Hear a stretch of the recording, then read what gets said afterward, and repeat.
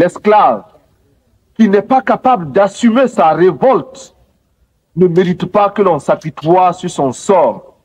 Cet esclave répondra seul de son malheur s'il se fait des illusions sur la condescendance suspecte d'un maître qui prétend l'affranchir.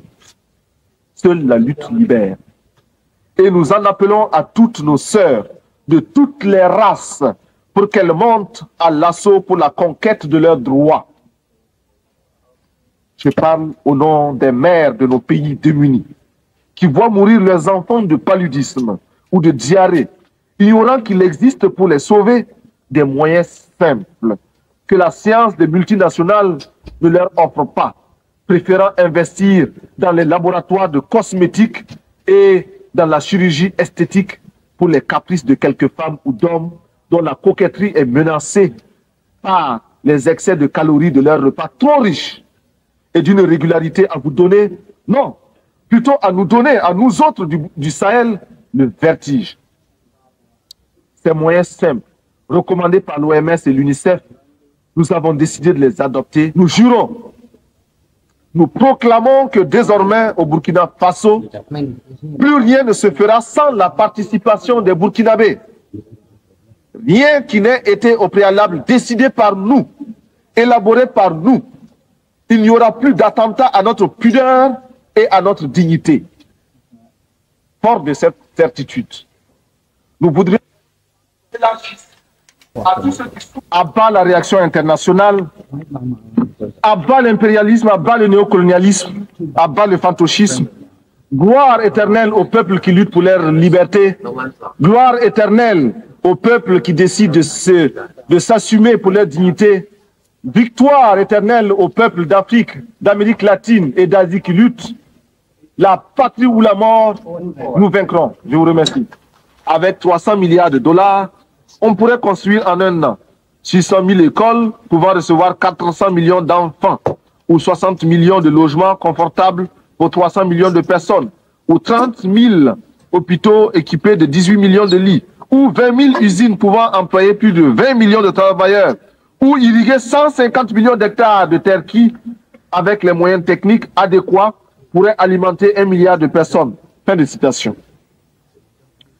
En multipliant aujourd'hui ces chiffres par 10, et je suis certain que je serai là, en deçà de la réalité, on réalise ce que l'humanité gaspille tous les ans dans le domaine militaire, c'est-à-dire contre la paix. On perçoit aisément pourquoi l'indignation des peuples se transforme rapidement en révolte et en révolution, devant les miettes qu'on leur jette sous la forme ignominieuse d'une certaine aide assortie de conditions parfois franchement abjectes. On comprend enfin pourquoi, dans le combat pour le développement, nous nous désignons comme des militants inlassables de la paix. Nous faisons le serment de lutter pour atténuer les tensions, introduire les principes d'une vie civilisée dans les relations internationales et les étendre à toutes les parties du monde. Ce qui revient à dire que nous ne pouvons plus assister, passifs, au trafic des concepts. Nous réitérons notre résolution d'être des agents actifs de la paix, de tenir notre place dans le combat pour le désarmement, d'agir enfin en politique internationale comme un facteur décisif, libéré de toute entrave vis-à-vis de toutes les grandes puissances, quels que soient les projets de ces dernières. Mais la recherche de la paix va de pair avec l'application ferme du droit des pays à l'indépendance. Sur ce point, le palmarès le plus impitoyable, le plus pitoyable, le plus lamentable, oui, le plus lamentable, est détenu au Moyen-Orient en termes d'arrogance, d'insolence et d'incroyable entêtement d'un petit pays, Israël, qui, depuis plus de 20 ans, avec l'inqualifiable complicité de son puissant protecteur, les États-Unis d'Amérique, continue à défier la communauté internationale au mépris d'une histoire qui, hier encore, désignait chaque juif à l'horreur des fours crématoires. Israël en arrive à infliger à d'autres ce qui fut son propre calvaire. En tout état de cause, Israël, dont nous aimons le peuple pour son courage et ses sacrifices d'hier, doit savoir que les conditions de sa propre quiétude ne résident que dans les conditions de sa propre quiétude ne résident que dans sa puissance militaire, financée par l'extérieur. Israël doit commencer à apprendre à devenir une nation comme les autres nations, parmi les autres. Pour l'heure, nous tenons à affirmer, du haut de cette tribune, notre solidarité militante et agissante à l'endroit de Monsieur le Président. Je n'ai pas ici la prétention d'énoncer des dogmes. Je ne suis ni un messie, ni un prophète. Je ne détiens aucune vérité. Ma seule ambition est une double aspiration. Premièrement, pouvoir en un langage simple, celui de l'évidence et de la clarté, parler au nom de mon peuple, le peuple du Burkina Faso. Deuxièmement, parvenir à exprimer aussi, à ma manière, la parole du grand peuple des déshérités, ceux qui appartiennent à ce monde qu'on a malicieusement baptisé tiers-monde. Et dire, même si je n'arrive pas à le faire, comprendre les raisons que nous avons de nous révolter. Tout cela dénotant l'intérêt que nous portons à l'ONU. Analysant un tableau publié en 1983 par le Club du Sahel, Jacques Giry, dans son ouvrage « Le Sahel de demain », conclut avec beaucoup de bon sens que l'aide au Sahel, à cause de son contenu et des mécanismes en place, n'est qu'une aide à la survie.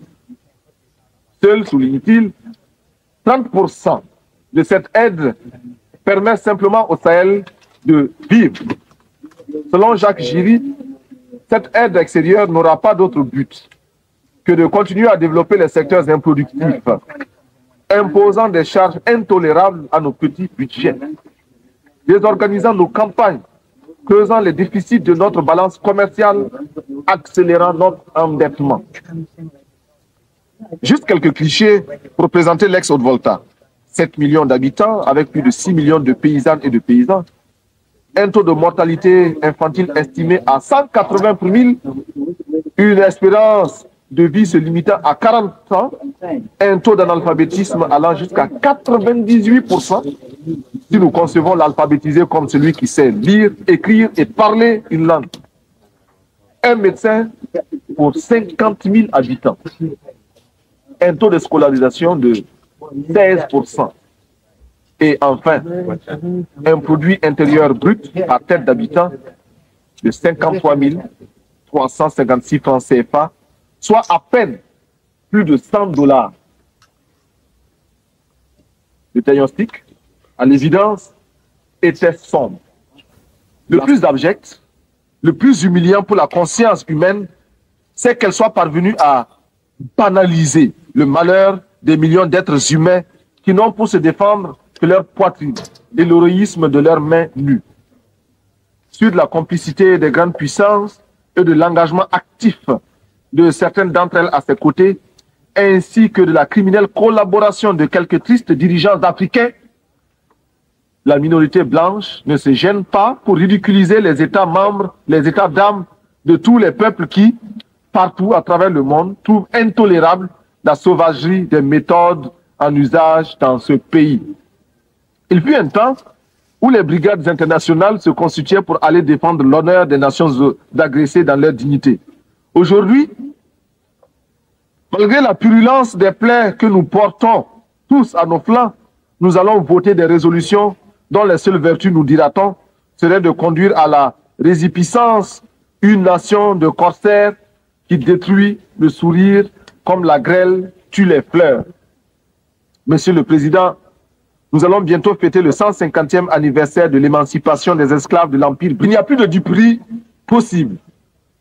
Le nouvel ordre économique mondial pour lequel nous luttons et continuerons de lutter ne peut se réaliser que si nous parvenons à ruiner l'ancien ordre qui nous ignore, si nous imposons la place qui nous revient dans l'organisation politique du monde, si, prenant conscience de notre importance dans le monde, nous aboutissons au droit de regard et de décision sur les mécanismes qui régissent le code.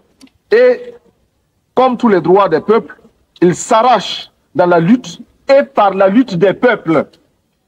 Il ne sera jamais le résultat d'un acte de générosité d'une puissance quelconque. Je conserve en moi la confiance inébranlable confiance partagée avec l'immense communauté des pays non alignés, que sous le coup de boutoir, analysant la situation qui prévaut en Afrique, sur les plans économiques et politiques, ne pouvons pas ne pas souligner les graves préoccupations qui sont les nôtres face aux dangereux défis lancés aux droits des peuples par certaines nations qui, sûres de leurs alliances, bafouent ouvertement la morale internationale.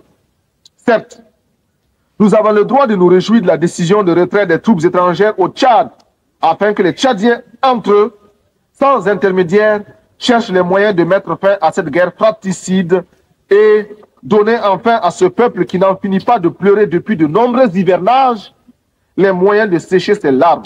Mais, malgré les progrès enregistrés ça et là par les peuples africains dans leur lutte pour l'émancipation économique, notre continent continue de refléter la réalité essentielle des contradictions entre les grandes puissances, de charrier les insupportables apories du monde contemporain. C'est pourquoi nous tenons pour inadmissible et condamnons sans recours. C'est notre sang qui a nourri l'essor du capitalisme, rendu possible notre dépendance présente et consolidé notre sous-développement. On ne peut plus escamoter la vérité, trafiquer les chiffres. Pour chaque nègre parvenu dans les plantations, 5 au moins connurent la mort ou la mutilation. Et je mets à dessein la désorganisation du continent et les séquelles qui s'en sont suivies. Monsieur le Président, si la terre entière, grâce à vous, avec l'aide du secrétaire général, parvient à l'occasion de cet anniversaire à se convaincre de cette vérité-là, elle comprendra pourquoi, avec toute l'attention de notre être, nous voulons la paix entre les nations, pourquoi nous exigeons et réclamons notre droit au développement dans l'égalité absolue, par une organisation et une répartition des ressources humaines. C'est parce que, de toutes les races humaines, nous appartenons à celles qui ont le plus souffert, que nous nous sommes jurés, nous, Burkinabés, de ne plus jamais accepter sur la moindre parcelle de cette terre le moindre déni de justice. C'est le souvenir de cette souffrance qui nous place aux côtés de l'OLP contre les bandes armées d'Israël. C'est le souvenir de cette souffrance qui, d'une part, nous fait soutenir l'ANC et la SWAPO, et d'autre part, nous rend intolérable la présence en Afrique du Sud des hommes qui se disent blancs et qui brûlent le monde à ce titre. C'est enfin ce même souvenir qui nous fait placer en l'Organisation des Nations Unies toute notre foi en un devoir commun, en une tâche commune pour un espoir commun. Nous réclamons que s'intensifie à travers le monde la campagne pour la libération de Nelson Mandela et sa présence effective à la prochaine Assemblée générale de l'ONU comme une victoire de fierté collective. Que soit créé, en souvenir de nos souffrances et en termes de pardon collectif, un prix international de l'humanité réconciliée décerné à tous ceux qui, par leur recherche, auraient contribué à la défense des droits de l'homme. Que tous les budgets de recherche spatiale soient amputés de 1/10 et consacrés à des recherches dans le domaine de la santé et visant à la reconstitution de l'environnement humain perturbé par tous ces feux d'artifice nuisibles à l'écosystème. Nous proposons également que les structures des Nations Unies soient repensées et que soit mis fin à ce scandale que constitue le droit de veto. Bien sûr, les effets pervers de son usage abusif sont atténués par la vigilance de certains de ses membres, de ses détenteurs. Cependant, rien ne justifie ce droit. Ni la taille des pays qui le détiennent, ni les richesses de ces derniers. Si l'argument développé pour justifier une telle iniquité est le prix payé au cours de la dernière guerre mondiale, que ces nations qui se sont arrogées ces droits sachent que nous aussi, nous avons chacun un oncle ou un père qui, à l'instar de milliers d'autres innocents arrachés au tiers-monde pour défendre les droits bafoués par les hordes hitlériennes, porte lui aussi dans sa chair les meurtrissures des balles nazies. Que cesse l'arrogance des grands qui ne perdent aucune occasion pour remettre en cause le droit des peuples. L'absence de l'Afrique du club de ceux qui détiennent le droit de veto est une injustice qui doit cesser. Enfin, ma délégation n'aurait pas accompli tous ses devoirs. Il faut, avant qu'il ne soit trop tard, car il est déjà tard, que ces élites, ces hommes de l'Afrique du tiers-monde reviennent à eux-mêmes. C'est-à-dire à leur société, à la misère dont nous avons hérité pour comprendre non seulement la bataille pour une pensée au service des masses déshéritées n'est pas vaine, mais qu'ils ne peuvent devenir crédibles sur le plan international qu'en inventant réellement, c'est-à-dire en donnant de leur peuple une image fidèle, une image qui leur permet de réaliser des changements profonds de la situation sociale et politique, susceptibles de nous arracher à la domination et à l'exploitation étrangère qui livrent nos États à la seule perspective de la faillite.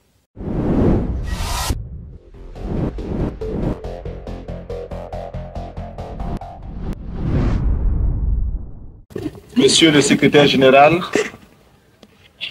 honorable représentant de la communauté internationale, je viens en ces lieux vous apporter le salut fraternel d'un pays de 274 000 km² où 7 millions d'enfants, de femmes et d'hommes refusent désormais de mourir d'ignorance, de faim et de soif, tout en n'arrivant pas à vivre véritablement depuis un quart de siècle d'existence comme État souverain siégeant à l'ONU. Je viens à cette 39e session pour parler au nom d'un peuple qui, sur la terre de ses ancêtres, a choisi dorénavant de s'affirmer et de s'assumer dans son histoire, dans ses aspects positifs comme dans ses aspects négatifs, sans complexe aucun. Je viens ici enfin, mandaté par le Conseil national de la Révolution du Burkina Faso, pour exprimer les vues de mon peuple concernant les problèmes inscrits à l'ordre du jour et qui constituent la trame tragique des événements qui fissurent douloureusement les fondements du monde en cette fin du XXe siècle. Un monde où l'humanité est transformée en cirque, déchiré par les luttes entre les grands et les semi-grands, battu par les bandes armées, soumises aux violences et aux pillages. Un monde où des nations, se soustrayant à la juridiction internationale, commandent des groupes de hors-la-loi vivant de rapines et organisant d'ignobles trafics de fusils à la main. Monsieur le Président, je n'ai pas ici la prétention d'énoncer des dogmes. Je ne suis ni un messie, ni un prophète. Je ne détiens aucune vérité. Ma seule ambition est une double aspiration. Premièrement, pouvoir en un langage simple, celui de l'évidence et de la clarté, parler au nom de mon peuple, le peuple du Burkina Faso. Deuxièmement, parvenir à exprimer aussi, à ma manière, la parole du grand peuple des déshérités, ceux qui appartiennent à ce monde qu'on a malicieusement baptisé tiers-monde, et dire, même si je n'arrive pas à le faire, comprendre les raisons que nous avons de nous révolter. Tout cela dénotant l'intérêt que nous portons à l'ONU. Les exigences de nos droits y prenant la vigueur et la rigueur de la claire conscience de nos devoirs. Nul ne s'étonnera de nous voir associer l'ex-Haute-Volta, aujourd'hui le Burkina Faso, à ce fourre-tout méprisé. Le tiers-monde que les autres mondes ont inventé au moment des indépendances formelles pour mieux assurer notre aliénation intellectuelle, culturelle, économique et politique. Nous voulons nous y insérer, sans pour autant justifier cette gigantesque escroquerie de l'histoire, encore moins pour accepter d'être l'arrière-monde d'un Occident répu. Mais pour affirmer la conscience d'appartenir à un ensemble tricontinental et admettre, en tant que non-alignés et avec la densité de nos convictions, qu'une solidarité spéciale unit ces trois continents d'Asie, d'Amérique latine et d'Afrique dans un même combat contre les mêmes trafiquants politiques, les mêmes exploiteurs économiques. Reconnaître donc notre présence au sein du tiers-monde, c'est, pour paraphraser José Marti, affirmer que nous sentons sur notre joue tout coup donné à n'importe quel homme de ce monde. Fin de citation. Nous avons jusqu'ici tendu l'autre joue. Les gifles ont été redoublés. Mais le cœur du méchant ne s'est pas attendri. Ils ont piétiné la vérité du juste. Du Christ, ils ont trahi la parole. Ils ont transformé sa croix en massue. Et après qu'il se soit revêtu de sa tunique, ils ont lacéré nos corps et nos âmes. Ils ont obscurci son message. Ils l'ont occidentalisé. Cependant que nous le recevions comme libération universelle. Alors, nos yeux se sont ouverts à la lutte des classes. Il n'y aura plus de gifles. Il faut proclamer qu'il ne peut y avoir de salut pour nos peuples que si nous tournons radicalement le dos à tous les modèles que tous les charlatans de même acabit ont essayé de nous vendre 20 années durant. Il ne saurait y avoir pour nous de salut en dehors de ce refus-là. Pas de développement en dehors de cette structure. Du reste, tous les nouveaux maîtres à penser, sortant de leur sommeil, réveillés par la montée vertigineuse de milliards d'hommes en haillons, effrayés par la menace que fait peser sur leur digestion cette multitude traquée par la faim, commencent à remodeler leurs discours et, dans une quête anxieuse, recherchent une fois de plus, en nos lieux et places, des concepts miracles, de nouvelles formes de développement pour nos pays. Il suffit, pour s'en convaincre, de lire les nombreux actes des innombrables colloques et séminaires. Loin de moi l'idée de tourner en ridicule les efforts patients de ces intellectuels honnêtes qui, parce qu'ils ont des yeux pour voir, découvrent les terribles conséquences des ravages imposés par les 10 spécialistes en développement dans le tiers-monde. La crainte qui m'habite, c'est de voir les résultats de tant d'énergie confisquée par les prospéros de tout genre pour en faire la baguette destinée à nous renvoyer à un monde d'esclavage maquillé au goût de notre temps. Cette crainte se justifie, d'autant plus que la petite bourgeoisie africaine diplômée, sinon celle du tiers-monde, soit par paresse intellectuelle, soit plus simplement parce que, ayant goûté au mode de vie occidental, n'est pas prête à renoncer à ses privilèges. De ce fait, elle l'oublie que toute vraie lutte politique postule un débat théorique rigoureux et elle refuse l'effort de réflexion pour inventer des concepts nouveaux à la hauteur du combat meurtrier qui nous attend. Consommatrice passive et lamentable, elle se regorge de vocables fétichisés par l'Occident, comme elle le fait de son whisky et de son champagne. Dans ces salons à l'harmonie douteuse, on recherchera en vain, depuis les concepts de négritude et d'African personality, marqués maintenant par les temps, des idées vraiment neuves, issues des cerveaux de nos grands, entre guillemets, intellectuels.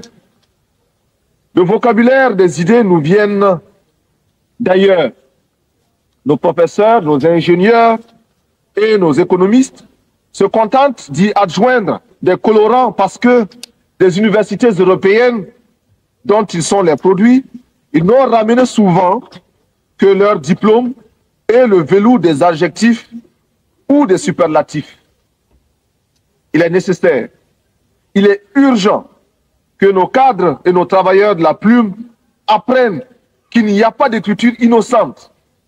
En ces temps de tempête, nous ne pouvons laisser à nos seuls ennemis d'hier et d'aujourd'hui le monopole de la pensée et de l'imagination et de la créativité.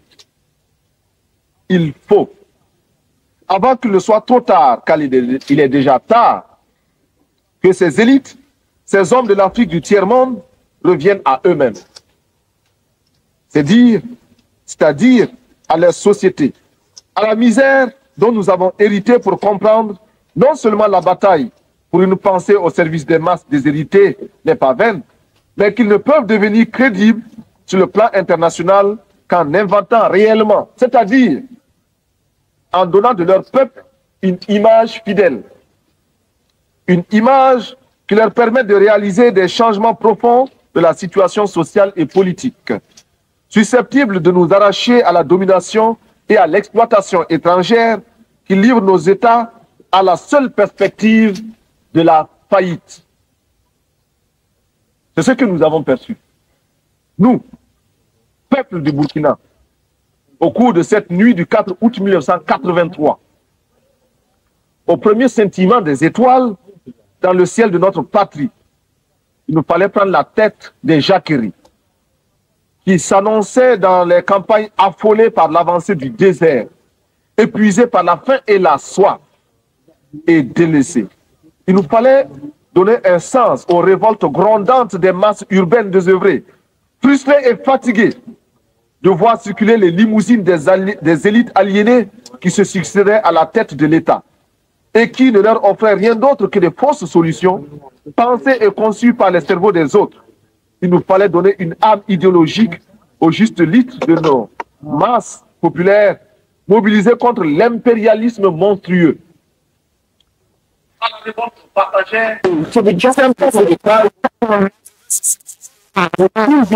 La révolution which was so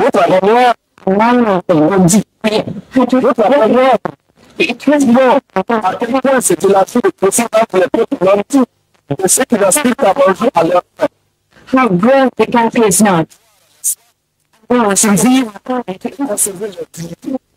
To survive, dignity,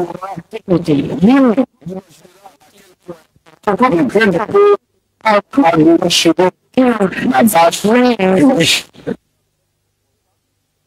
cas de l'ex-Haute-Volta, le processus était encore plus exemplaire. Nous étions la condensation magique, le raccourci de toutes les calamités qui ont fondu sur les pays dits en voie de développement. Le témoignage de l'aide, présenté comme panacée et souvent trompetée, sans rime ni raison, est ici éloquent. Très peu sont les pays qui ont été comme le mien, inondés d'aides de toutes sortes. Cette aide est, en principe, censée œuvrer au développement. On cherchera en vain, dans ce qui fut autrefois la Haute-Volta, les signes de ce qui peut relever d'un développement. Les hommes en place, soit par naïveté, soit par égoïsme de classe, n'ont pas pu ou n'ont pas voulu maîtriser ce afflux extérieur, en saisir la portée et exprimer des exigences dans l'intérêt de notre peuple. Analysant un tableau publié en 1983 par le Club du Sahel, Jacques Giry, dans son ouvrage « Le Sahel de demain », conclut avec beaucoup de bon sens que l'aide au Sahel, à cause de son contenu et des mécanismes en place, n'est qu'une aide à la survie. Seul, souligne-t-il, 30% de cette aide permet simplement au Sahel de vivre. Selon Jacques Giry, cette aide extérieure n'aura pas d'autre but que de continuer à développer les secteurs improductifs, imposant des charges intolérables à nos petits budgets, désorganisant nos campagnes, creusant les déficits de notre balance commerciale, accélérant notre endettement. Juste quelques clichés pour présenter l'ex-Haute-Volta. 7 millions d'habitants avec plus de 6 millions de paysannes et de paysans. Un taux de mortalité infantile estimé à 180 pour 1000. Une espérance de vie se limitant à 40 ans. Un taux d'analphabétisme allant jusqu'à 98%. Si nous concevons l'alphabétisé comme celui qui sait lire, écrire et parler une langue. Un médecin pour 50 000 habitants. Un taux de scolarisation de 16%. Et enfin, un produit intérieur brut par tête d'habitant de 53 356 francs CFA, soit à peine plus de $100. Le diagnostic, à l'évidence, était sombre. La source du mal était politique. Le traitement ne pouvait qu'être politique. Certes, nous encourageons l'aide qui nous aide à nous passer de l'aide. Mais en général, la politique d'assistance et d'aide n'a abouti qu'à nous désorganiser, à nous asservir et à nous déresponsabiliser. Dans notre espace économique, politique, économique et culturel. Nous avons choisi de discuter de droit pour être plus.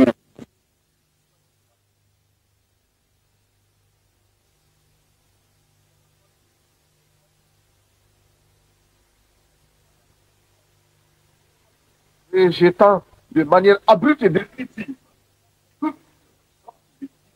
extérieur pour créer ainsi les conditions de dignité à la hauteur de nos ambitions.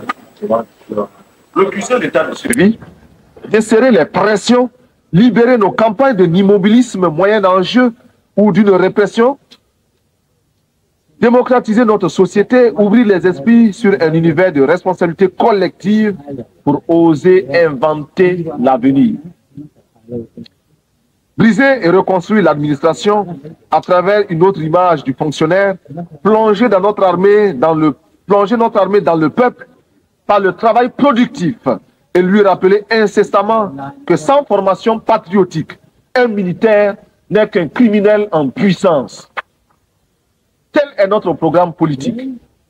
Au plan de la gestion économique, nous apprenons à vivre simplement, à accepter à nous imposer l'austérité afin d'être à même de réaliser de grands desseins.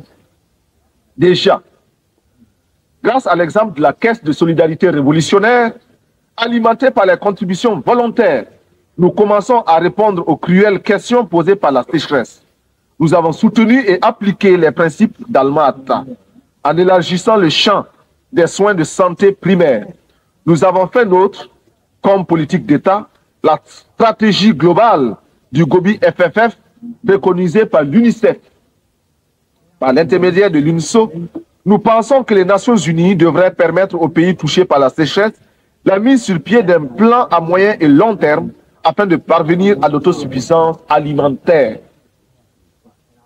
Pour préparer le 21e siècle, nous avons, par la création d'une tâche spéciale de la loterie, la tombola dite « Instruisons nos enfants », lancé une campagne immense pour l'éducation et la formation de nos enfants dans une école nouvelle. Nous avons lancé à travers l'action salvatrice des comités de défense de la Révolution un vaste programme de construction de logements sociaux. 500 en 3 mois, de routes, de petites retenues d'eau, etc. Notre ambition économique est d'œuvrer pour que le cerveau et les bras de chaque Burkinabé puissent au moins lui servir à inventer et à créer de quoi assurer 2 repas par jour et de l'eau potable. Nous jurons, nous proclamons que désormais au Burkina Faso, plus rien ne se fera sans la participation des Burkinabés. Rien qui n'ait été au préalable décidé par nous, élaboré par nous. Il n'y aura plus d'attentat à notre pudeur et à notre dignité. Fort de cette certitude, nous voudrions élargir à tous ceux qui souffrent dans leur chair, tous ceux qui sont bafoués dans leur dignité par l'immunité d'homme ou par un système qui les écrase. Permettez-moi, vous qui m'écoutez, que je le dise, je ne parle pas seulement au nom du Burkina Faso, tant aimé, mais également au nom de tous ceux qui ont mal quelque part. D'être qui sont dans les ghettos parce qu'ils ont la peau noire ou qu'ils sont de cultures différentes et qui bénéficient d'un statut à peine supérieur à celui d'un animal. Je souffre au nom des Indiens massacrés, écrasés, humiliés et confinés depuis des siècles dans des réserves, afin qu'ils n'espèrent à aucun droit et que leur culture ne puisse s'enrichir en convolant en noces heureuses au contact d'autres cultures, y compris celle de l'envahisseur. Je m'esclave au nom des chômeurs d'un système structurellement injuste et conjoncturellement désaxé, réduit à ne percevoir de la vie que le reflet de celle des plus nantis. Je parle au nom des femmes du monde entier qui souffrent d'un système d'exploitation imposé par les mâles. En ce qui nous concerne, nous sommes prêts à accueillir toutes les suggestions du monde entier nous permettant de parvenir à l'épanouissement total de la femme burkinabé.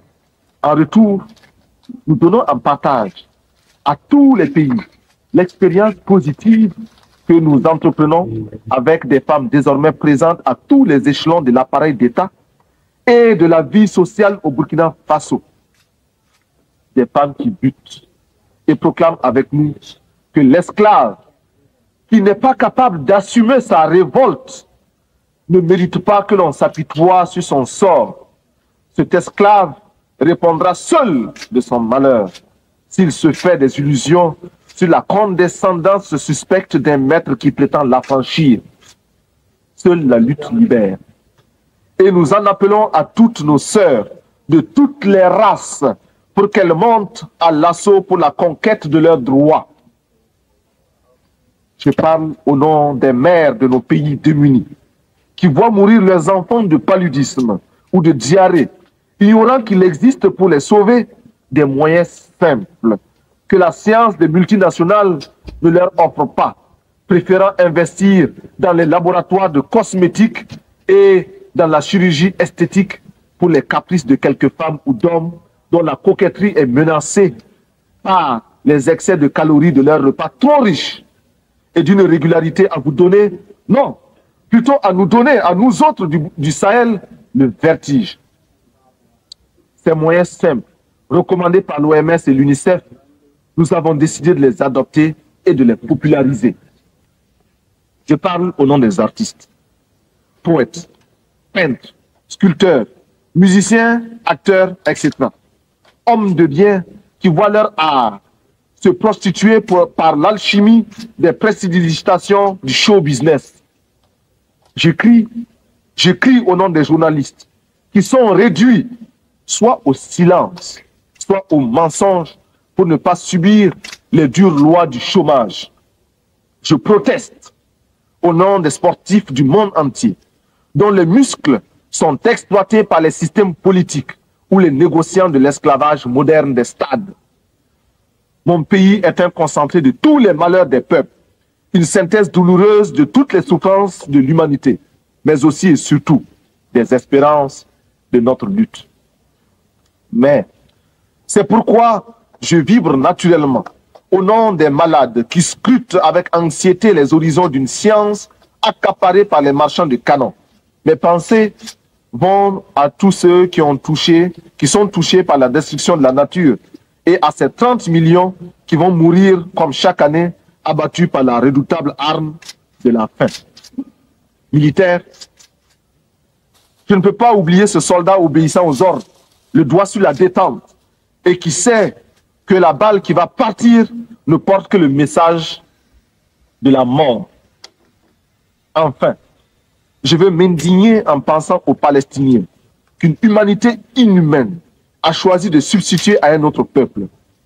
Hier encore martyrisé à loisir, je pense à ce vaillant peuple palestinien, c'est-à-dire à ces familles atomisées, errant de par le monde à la quête d'un asile. Courageux, déterminés, stoïques et infatigables, les Palestiniens rappellent à chaque conscience humaine la nécessité et l'obligation morale de respecter les droits d'un peuple. Avec leurs frères juifs, ils sont anti-sionistes. Aux côtés de mes frères soldats de l'Iran et de l'Irak, qui meurent dans une guerre fratricide et suicidaire, je veux également me sentir proche des camarades du Nicaragua, dont les ports sont minés, les villes bombardées et qui, malgré tout, affrontent avec courage et lucidité leur destin.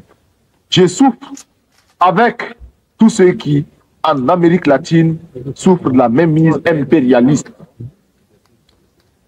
Je veux être aux côtés des peuples afghans et irlandais, aux côtés des peuples de Grenade, et du Timor oriental, chacun à la recherche d'un bonheur dicté par sa dignité et les lois de sa culture.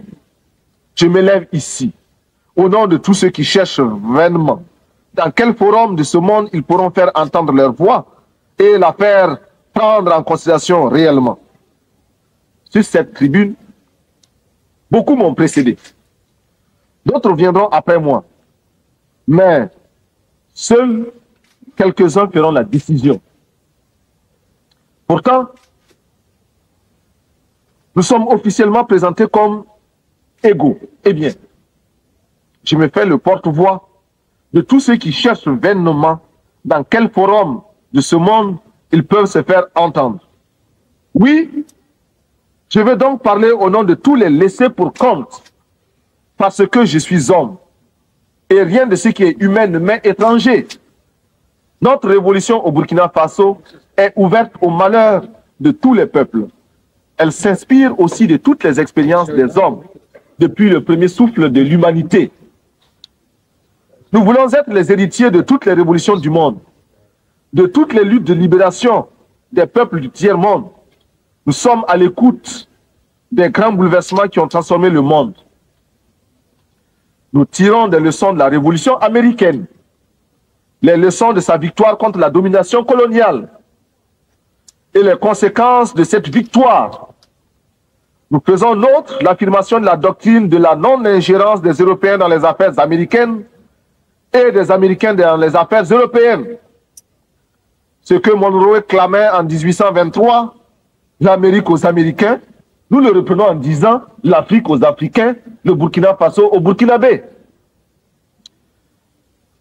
La Révolution française de 1789, bouleversant les fondements de l'absolutisme, nous a enseigné les droits de l'homme alliés aux droits des peuples à la liberté. La grande révolution d'octobre 1917 a transformé le monde, permis la victoire du prolétariat, ébranlé les assises du capitalisme et rendu possible les rêves de justice de la commune française. Ouvert à tous les vents de la volonté des peuples et de leur révolution, nous instruisons aussi de certains terribles échecs qui ont conduit à de tragiques manquements aux droits de l'homme. Nous ne voulons pour conserver de chaque révolution que le noyau de pureté qui nous interdit de nous inféoder aux réalités des autres, même si, par la pensée, nous nous retrouvons dans une communauté d'intérêts. Monsieur le Président, il n'y a plus de duperie possible. Le nouvel ordre économique mondial pour lequel nous luttons et continuerons de lutter ne peut se réaliser que si nous parvenons à ruiner l'ancien ordre qui nous ignore, si nous imposons la place qui nous revient dans l'organisation politique du monde, si, prenant conscience de notre importance dans le monde, nous aboutissons au droit de regard et de décision sur les mécanismes qui régissent le code. Et, comme tous les droits des peuples, ils s'arrachent dans la lutte et par la lutte des peuples. Il ne sera jamais le résultat d'un acte de générosité d'une puissance quelconque. Je conserve en moi la confiance inébranlable, confiance partagée avec l'immense communauté des pays non alignés, que sous le coup de boutoir de la détresse hurlante de nos peuples, notre groupe va maintenir sa cohésion, renforcer notre pouvoir de négociation collective, se trouver des alliés parmi toutes les nations, commencer de concert avec ceux qui peuvent encore nous entendre, l'organisation d'un système de relations économiques internationales véritablement nouveau. Monsieur le Président, si j'ai accepté de me présenter devant cette illustre assemblée pour prendre la parole, c'est parce que, malgré les critiques qui lui sont adressées par certains grands contributeurs, les Nations Unies demeurent la tribune idéale pour nos revendications, le lieu obligé de la légitimité des pays sans voix. C'est cela qu'exprime avec beaucoup de justesse notre secrétaire général lorsqu'il écrit, je cite, « L'Organisation des Nations Unies est unique, en ce qu'elle reflète les aspirations et les frustrations de nombreux pays et groupements du monde entier. Un des grands mérites est que toutes les nations, y compris celles qui sont faibles, opprimées ou victimes de l'injustice, il s'agit de nous, peuvent, même lorsqu'elles sont confrontées aux dures réalités du pouvoir, y trouver une tribune et s'y faire entendre. Une cause juste, même si elle ne rencontre que revers ou indifférence, peut trouver un écho à l'Organisation des Nations Unies. Cet attribut de l'organisation n'est pas toujours prisé, mais il n'est pas moins essentiel. Fin de citation. On ne peut mieux définir le sens et la portée de notre organisation. Aussi, est-il pour chacun de nous un impératif catégorique de consolider les assises de notre organisation, de lui donner les moyens de son action. Nous adoptons en conséquence les propositions faites à cette fin par le secrétaire général pour sortir l'organisation des nombreuses impasses, soigneusement entretenues par le jeu des grandes puissances, afin de la discréditer aux yeux de l'opinion publique. Monsieur le Président, reconnaissant les mérites, même limités de notre organisation, je ne peux que me réjouir de la voir compter de nouveaux adhérents. C'est pourquoi la délégation burkinabé salue l'entrée du 159e membre de notre organisation, l'État du Brunei Darussalam.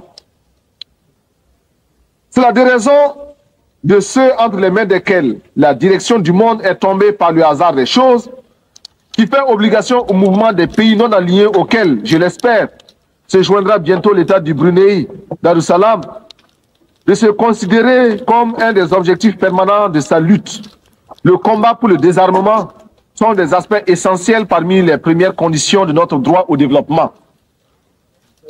Il faut, à notre avis, des études sérieuses, prenant en compte tous les éléments qui ont conduit aux calamités qui ont fondu sur le monde.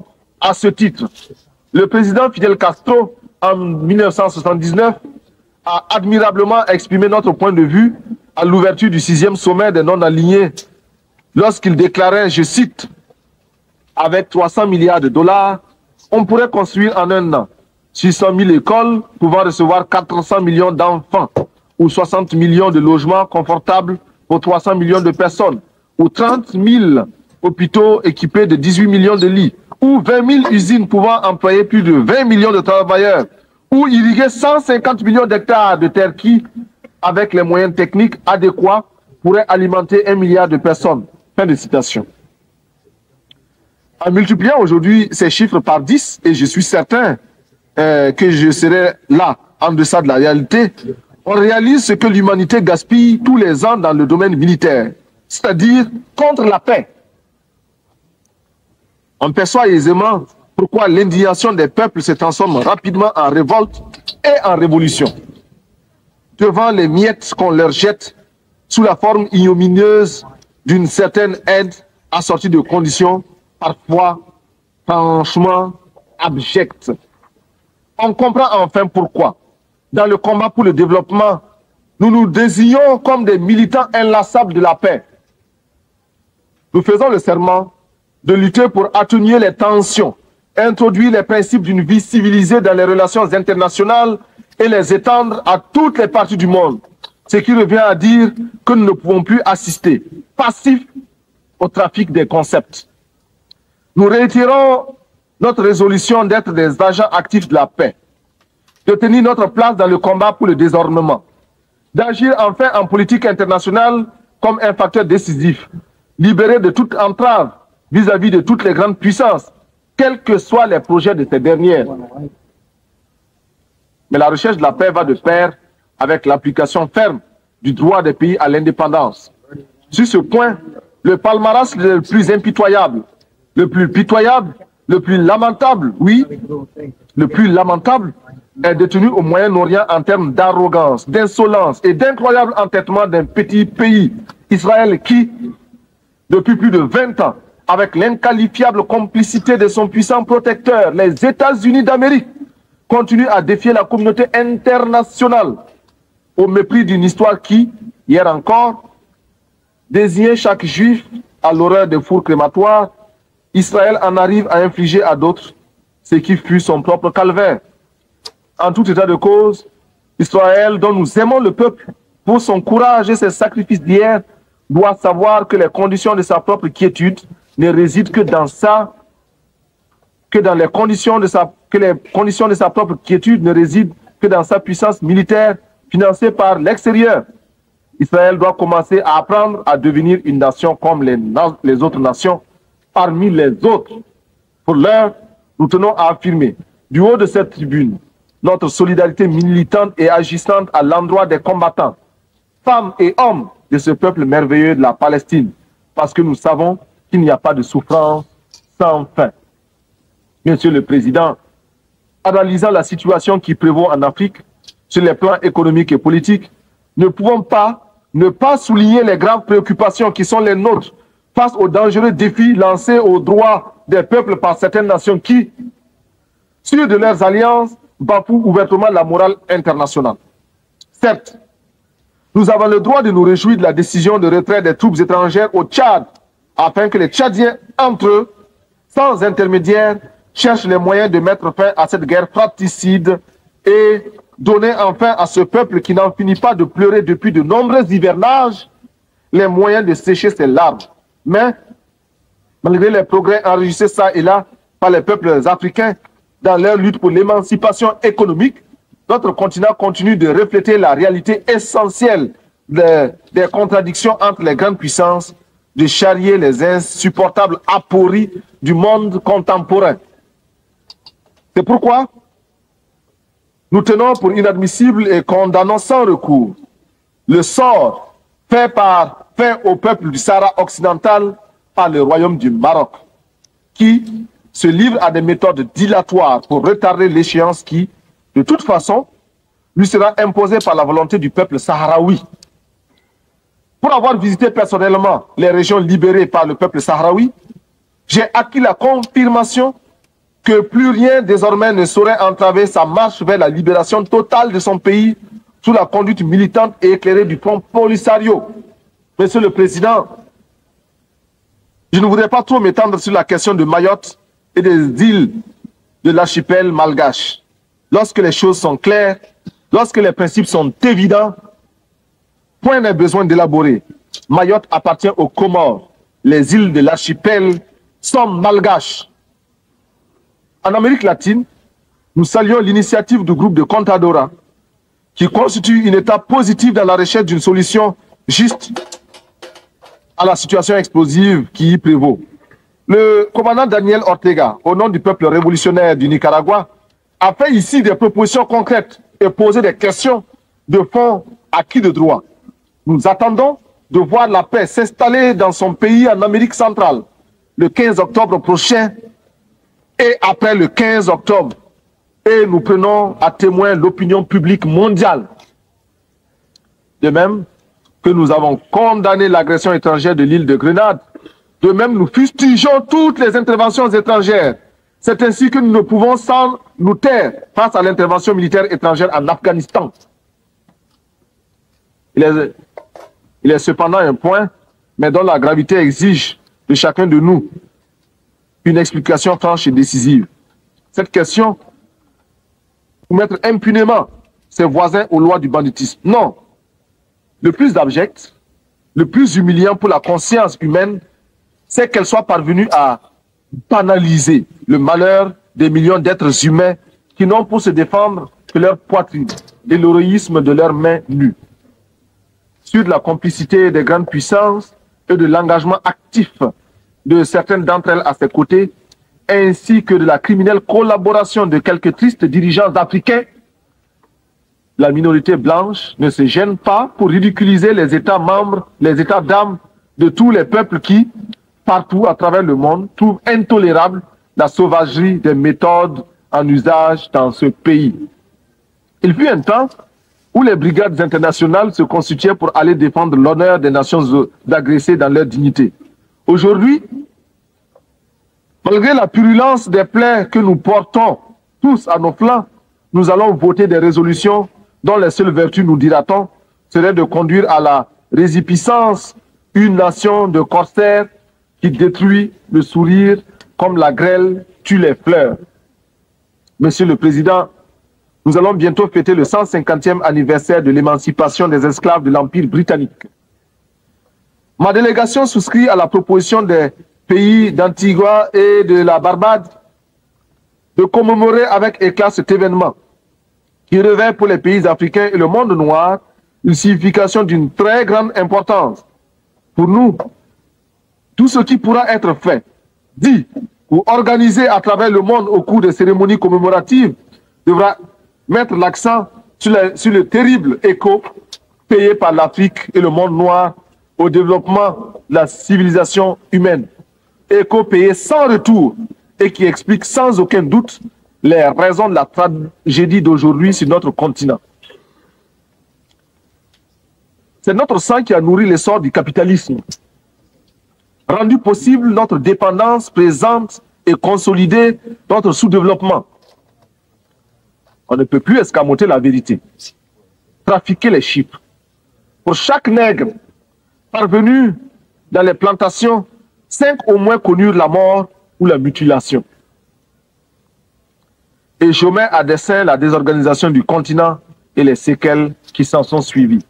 Monsieur le Président, si la terre entière, grâce à vous, avec l'aide du secrétaire général, parvient à l'occasion de cet anniversaire à se convaincre de cette vérité-là, elle comprendra pourquoi, avec toute l'attention de notre être, nous voulons la paix entre les nations, pourquoi nous exigeons et réclamons notre droit au développement dans l'égalité absolue, par une organisation et une répartition des ressources humaines.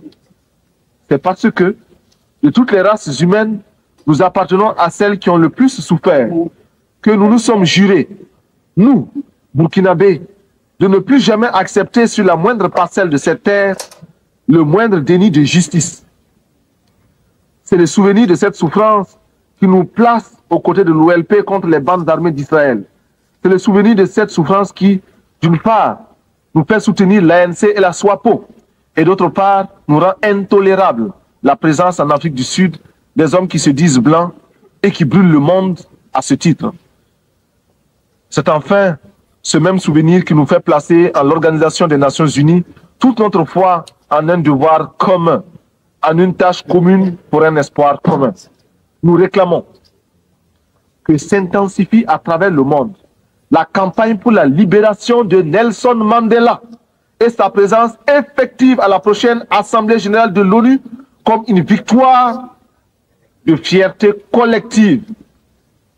Que soit créé, en souvenir de nos souffrances et en termes de pardon collectif, un prix international de l'humanité réconciliée décerné à tous ceux qui, par leur recherche, auraient contribué à la défense des droits de l'homme. Que tous les budgets de recherche spatiale soient amputés de 1/10 et consacrés à des recherches dans le domaine de la santé et visant à la reconstitution de l'environnement humain perturbé par tous ces feux d'artifice nuisibles à l'écosystème. Nous proposons également que les structures des Nations Unies soient repensées et que soit mis fin à ce scandale que constitue le droit de veto. Bien sûr, les effets pervers de son usage abusif sont atténués par la vigilance de certains de ses membres, de ses détenteurs. Cependant, rien ne justifie ce droit. Ni la taille des pays qui le détiennent, ni les richesses de ces derniers. Si l'argument développé pour justifier une telle iniquité est le prix payé au cours de la dernière guerre mondiale, que ces nations qui se sont arrogées ces droits sachent que nous aussi, nous avons chacun un oncle ou un père qui, à l'instar de milliers d'autres innocents arrachés au tiers-monde pour défendre les droits bafoués par les hordes hitlériennes, porte lui aussi dans sa chair les meurtrissures des balles nazies. Que cesse l'arrogance des grands qui ne perdent aucune occasion pour remettre en cause le droit des peuples. L'absence de l'Afrique du club de ceux qui détiennent le droit de veto est une injustice qui doit cesser. Enfin, ma délégation n'aurait pas accompli tous ses devoirs si elle n'exigeait pas la suspension d'Israël et le dégagement pur et simple de l'Afrique du Sud de notre organisation lorsque à la faveur du temps, ces pays auront opéré la mutation qui les introduira dans la communauté internationale. Chacun de nous, et mon pays en tête, devra les accueillir à l'extermination de 30 millions d'êtres humains chaque année par l'arme de la faim qui, de nos jours, fait plus de ravages que l'arme nucléaire. Cette confiance et cette foi en l'organisation me fait obligation de remercier le secrétaire général, M. Xavier Pérez de Cuéllar, de la visite tant appréciée qu'il nous a faite pour constater sur le terrain les dures réalités de notre existence et se donner une image fidèle de l'aridité du Sahel et de la tragédie du désert conquérant. Je ne saurais terminer sans rendre hommage aux éminentes qualités de notre président qui saura, avec la clairvoyance que nous lui connaissons, diriger les travaux de cette 39e session. Monsieur le Président, j'ai parcouru des milliers de kilomètres. Je suis venu ici pour demander à chacun de vous que nous puissions mettre ensemble nos efforts pour que cesse la morgue des gens qui n'ont pas raison, pour que s'efface le triste spectacle des enfants qui meurent de faim, pour que disparaisse l'ignorance, pour que triomphe la rébellion légitime des peuples, pour que se taise le bruit des armes et qu'enfin, avec une seule et même volonté, luttant pour la survie de l'humanité, nous parvenions à chanter en chœur avec le grand poète Novalis, je cite, « Bientôt, les astres reviendront visiter la terre d'où ils se sont éloignés pendant nos temps obscurs. Le soleil déposera son spectre sévère, reviendra étoilé parmi les étoiles. Toutes les races du monde se rassembleront à nouveau après une longue séparation. Les vieilles familles orphelines se retrouveront et chaque jour verra de nouvelles retrouvailles, de nouveaux embrassements. Alors, les habitants du temps jadis reviendront vers la terre. En chaque tombe se réveillera la cendre éteinte. Partout brûleront à nouveau les flammes de la vie. Les vieilles demeures seront rebâties, les temps anciens se renouvelleront et l'histoire sera le rêve d'un présent à l'étendue infinie. À bas la réaction internationale, à bas l'impérialisme, à bas le néocolonialisme, à bas le fantochisme. Gloire éternelle aux peuples qui luttent pour leur liberté. Gloire éternelle aux peuples qui décident de s'assumer pour leur dignité. Victoire éternelle aux peuples d'Afrique, d'Amérique latine et d'Asie qui luttent. La patrie ou la mort, nous vaincrons. Je vous remercie.